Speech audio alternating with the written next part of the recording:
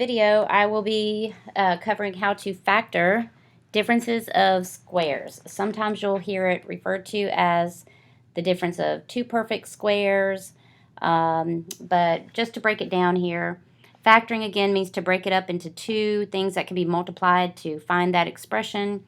Difference, of course, means subtract, and square is referring to a perfect square, which we've talked about a lot so far in this class. Feel free to pause it at any time to catch up on notes, but make sure you're listening carefully.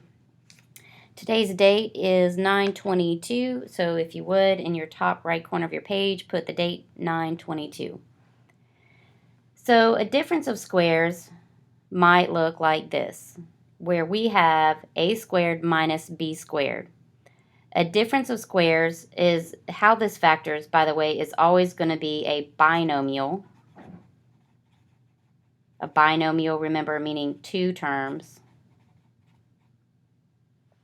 And these two terms will factor into two binomial factors. So we've been writing binomial factors, just make it large enough so that you can fit two terms in them. What will be unique about factoring differences of squares is that both terms will have opposite signs, or both factors here will have opposite signs. So the good thing is it doesn't matter if you put the plus first or the minus first. It's going to be the same thing as if you put the minus first and then the plus first. So I'll put or. So either way, it doesn't matter because what goes in them will always be the same. Now, if my job were to factor a squared minus b squared, the first thing I would look for is for two things. I want my numbers in front to be perfect squares, and I want any variables to be even. And I'll talk about that down here also. But simply to fill them in, we take the square root of each term and write them in our parentheses, our binomial factors. And the cool thing is they'll be repeated. So the square root of a squared, remember, if we take the square root of a times a, we're looking for a pair of factors. So really, the square root of a squared, they cancel each other. So that just equals a. And the square root of b squared just leaves b. And the cool thing is, whatever this is. The only difference is one is a sum and one is a difference. So recall the word sum means that something is being added, and a difference meaning that something is being subtracted. So pause it if you need to write this stuff down, but the quantity a plus b times the quantity a minus b, those are two binomial factors. Bi meaning two terms in each set of parentheses. Together, if we were to multiply this out, we would end up having a squared minus b squared because our inner and outer terms would cancel out. And we'll talk about that more in a minute when we talk about examples with numbers. So again, a difference of squares that looks like this. Sometimes you'll see one variable, sometimes you'll see two, but they will always have a common characteristic. You'll have two terms. It will always be a binomial difference, so this sign is always a minus, or else it does not factor this way. So just as a side note, if I had a squared plus b squared, it would not factor like this. This would be prime, in fact, because this is a binomial sum, and binomial sums do not factor. So over here, I'm going to just do a quick recap of things we already know down here with our perfect squares. But first, let's talk about what makes a perfect square variable term. So notice here we have a squared and b squared, and a and b are variables. What makes them perfect squares is that the exponents are even. So that means we could take a square root of this number and the radical would disappear. So we technically could have a to the 6th power, b to the 8th power. As long as that exponent is even, it will be a perfect square. In terms of numbers that are perfect squares, we should already know this list, but I wanted you to have it handy in your notes, so please pause the video at this time and copy it down. and see if you can already go ahead and complete this and fill it in. So over here, 11 squared, we know is 11 times 11, which is 121. 12 squared is 144. 13 squared is 169. I told you to remember 369, that 369, those are all multiples of 3. For 14 squared, I told you to take the 69 and switch it around to 96, so 196. 15 squared is 225, and 20 squared is 400. Now that is important to know because if we see these perfect squares, any of these numbers here, I'm going to highlight them here in green. If we see these numbers in our problem, we can take the square root of them. So just as a quick recap, I started over here. See if you can pause it and complete this list at this time. So the square root of 1 is 1. The square root of 4 is 2. The square root of 9 is 3. The square root of 16 is 4. The square root of 25 is 5. The square root of 36 is 6. The square root of 49 is 7. The square root of 64 is 8. The square root of 81 is 9. The square root of 100 is 10. The square root of 121 is 11. Of 144 is 12. 169 is 13. 196 is 14. 225 is 15. And the square root of 400 is 20. So this will be like your reference list.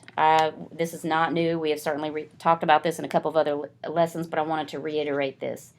This way you can use this when you are simplifying problems. So feel free to go back and rewind at any time, but we are going to do, in your Delta Math assignment, there are 10 differences of square problems, but I'm going to do 4 of them here. I am not going to take the time to go back and type them in so that we can keep our video short. But certainly I'll talk about 2 different ways you can type them in. So the first example I want to talk about is x squared minus 25. It qualifies as a difference of squares because we are subtracting 2 perfect squares. Again, perfect squares because our exponent is even and our number is a perfect square. We know the square root of 25 is 5. So that means I'm going to break this down into 2 binomial factors, one being a sum and one being a difference. And we are simply going to take the square root of each term and plug them in and copy. So a shortcut I'm going to teach you, because some of our exponents are going to be bigger than 2, is if our index is 2, all we have to do is divide the 2 by 2. So 2 divided by 2 is 1, so we'll always have x to the understood first power, but you don't need that first power. And then the square root of 25 is 5. And guys, we're done. That's literally all there is to it. Now, if you type it in Delta Math this way, or if you type it in this way, it's actually the same thing. Keep in mind that if we were multiplying like 2 times 3, we know that's 6. Isn't that the same thing as 3 times 2? Well, yes, because multiplication is commutative. We can switch our terms around and we still get the same product. So either one of these would have been acceptable. So use that to guide you with number 1 and see if you can work that out. So if you want to pause the video real quick and try to work out number 1 over here. And then number 1, the answer you'll be entering into Delta Math. So pause it now. All right. So if you're still listening, do me a favor and in the top right corner, put SCHS. In the top right corner, put SCHS for South Central High School. So again, difference of squares factors into 2 binomial factors. It does not matter which one we put first, the plus or the minus. To fill it in, we simply take the square root. So this is the work that I need to see when you submit your work for these assignments. Square root of x squared is x, and the square root of 49 is 7. So you see, that's it. That's our answer. But the only work I need to see is you write down the problem and put square root on each one, okay?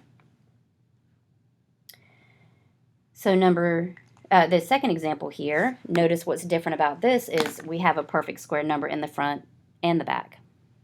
So it still qualifies as a difference of squares. All numbers in the problem are perfect squares, and our exponent is even. So it's going to factor into two binomial factors, one being a sum and the other being a difference. And we're simply going to take the square root of each term. So the square root of 25x squared is 5x. So all I'm doing is taking the square root of 25, which is 5, and the square root of x squared, which is x, just like we did up here. The square root of 81 is 9. And we're done.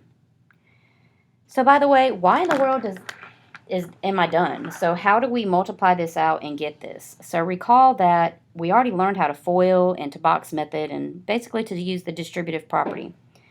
When we multiply 5x times 5x, we get 25x squared, but our inner and outer, let's see what happens. 9 times 5x is 45x. 5x times negative 9 is negative 45x. So look what happened. They canceled out.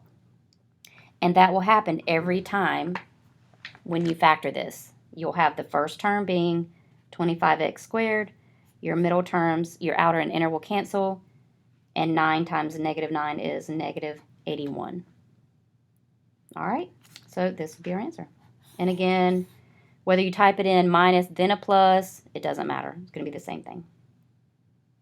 So next for delta math, similar problem here. Difference, we can take the square root of 9 and the square root of 64, so I'm going to set this up as two binomial factors. Make one a plus and one a negative. Take the square root of 9x, which is 3x, and the square root of 64, which is 8. And I'm done. Look how easy these are. So I wanted to talk about this example here, which ties into number 5, because it doesn't matter if your variable term is first or last. What matters is if one is a positive and one's a negative. So notice it says 1 minus x squared. So it doesn't matter if there's a number first or a term with a variable first. It's still a difference of squares if I have numbers that are perfect squares and variables that are even, and I'm always subtracting because that's a difference. So same setup. And I'm simply going to take the square root of 4, which is 2, and the square root of 9x squared, which is 3x. And that's it. Because my inner term, 6x, and my outer term, negative 6x, would cancel out. So I've got 2 times 2 is 4, and 3x times negative 3x is negative 9x squared. So don't let 5 throw you off. It's the exact same thing. 1 is in our list of perfect squares. Remember, it's actually the very first one. 1 squared equals 1, and the square root of 1 is 1. So again, parentheses, 1's a plus and 1's a minus. Order does not matter. Square root of each term. And I'm done. Please recall that any of these, when in doubt, you can always go to your Calculate 84 app. Just wanted to remind you that with everything we factor, as long as there's only one variable, you can use this method. If we go to, it's going to focus in just a moment. If we go to y equals and we type in 1 minus x squared, make sure you can see it okay, 1 minus x squared, and then go down here to y2 and type in our answer, which we believe to be the quantity 1 minus x, the quantity 1 minus x times the quantity 1 plus x. Where is that coming from? Here we go. When I go to my table, second graph, all my y1s and my y2s match. And that's our goal, is to create an expression that is equivalent to our original expression. So if your y1s and y2s match, your answer is right. And lastly, just wanted to do some with multiple variables. Now these you cannot verify in Y1 in your calculator. So if you're listening, to the left over here, write cannot check on calculator. Cannot check on calculator. If you're listening on the left, put cannot check on calculator. These still qualify as a difference of squares because it's a binomial difference, as in two terms being subtracted, where any numbers, like this coefficient of 36, is a perfect square, but my exponents are even. So that qualifies as a difference of squares. When I take the square root of x to the 10th, all I have to do is divide by my index, which is an understood 2. That's why we call it square root. It will always be 2.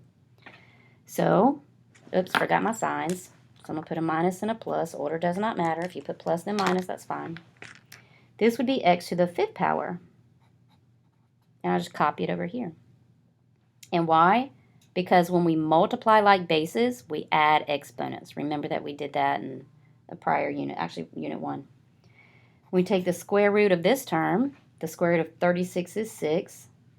And then again, we cut the exponent in half. So this would be y squared. 6y squared copied over here. And I'm done. Make sure you put a box or something around your answer in your work and show this work here that you're taking the square root of each term and dividing the exponent by 2. So number 8 is one of the problems on your Delta Math assignment, and then you'll have 6 differences of squares to do on your own. But again, binomial difference here. If you like that I'm using 2 colors in my notes, you might want to do that in your work. Certainly don't have to, but it's an option. So if we take the square root of both terms, again, square root of x squared is x, excuse me, and an x over here. And then the square root of 81y to the 6th, again, dividing that by 2. The square root of 81 is 9, y to the 3rd, and I'll just copy it over here. And that would make sense if we were to FOIL this out. X times x is x squared. Our inner and outer cancel because one's positive and one's negative. And then positive times negative 9 is negative 81. Y to the 3rd times y to the 3rd is y to the 6th because we add exponents. And we're through. So go ahead and Delta Math and enter in your answers for 1 through 8. And then you are going to complete the remainder of the difference of squares problem. And then you'll move on to learning to factor trinomials where a is greater than 1.